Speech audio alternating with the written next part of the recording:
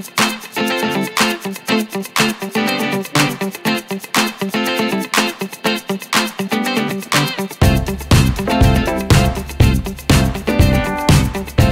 know, my friends, I was always wondering, the halacha tells us that a menorah needs to be, all 8 branches of the menorah need to be at the same level.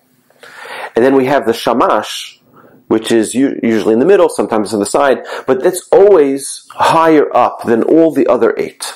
And the question is, why can't they be staggered? Well, you can find some really nice, beautiful menorahs that have one up, one down, one up, one down. It's really nice. I think the menorah symbolizes something much greater than the miracle of the oil burning for 8 days. I think it represents the Jewish people. You see, each one of these 4 branches on each side that connect to the shamash that's in the middle, each one of them is representing a different kind of Jew. We say this idea in Sukkot that we have the lulav, the etrog, the hadas, and the arava, right? That they represent different kinds of Jews.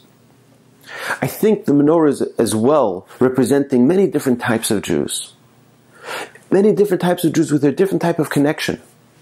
But what we need to remember is that there's one God who is higher than everybody. And that we're all at the same level. We're all just as close to the Almighty. We're all connected in the center with the Creator of the universe. HaKadosh Baruch Hu. And that's what the menorah is representing. And that's, by the way, I think, another reason why we put that by the front window, is that we're saying, you know what? Everybody has a different idea of how they observe and connect with the Almighty throughout the year in their home. Everybody has a different way of observing. And that's beautiful. But once a year, we're going to remind ourselves that every single Jew is part of one unit. We're connected at the root with the same God.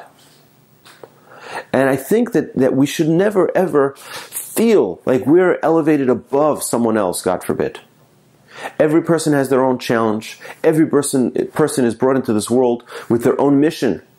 And not to feel haughty over somebody else. Now it's the stagnation, why it's prohibited, is because we shouldn't feel elevated over any other person. And we should know that everybody starts with the same playing field. We all have the same goals, the same objectives, with different challenges that we'll need to overcome to get there. But that ultimate goal is connection to the stem, to the root, and that is to our Creator, who loves us equally, who loves us. We say, Ahava Rabba Ahavtanu. God loves us so greatly, every single Jew. Not only a Jew who does this or a Jew who does that. God loves every single Jew. And this is a time, Hanukkah is a time to reignite that love between us and the Almighty, and to recognize that we don't need to be a certain style or shape or size. In our own special, unique path, we have the ability to connect to God just like any other Jew. So let's utilize this opportunity on Hanukkah and connect with what's really important, and that is our relationship with God. And recognize that there's no one greater than us and there's no one lower than us. We all have a challenge that's different, that's unique, that's special. And bring out that specialty, that uniqueness that we can bring to the world, that light that we can bring to the world.